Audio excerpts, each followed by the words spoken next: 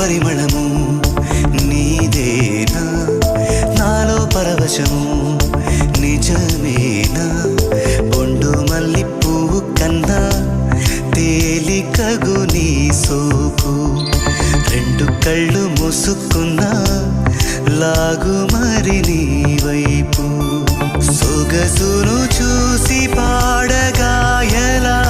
కనులకు మాట రాదుగా అలా వింతల్లోనూ కొత్త వింత నువ్వేనా ఆ అందం అంటే అచ్చంగాను నువ్వే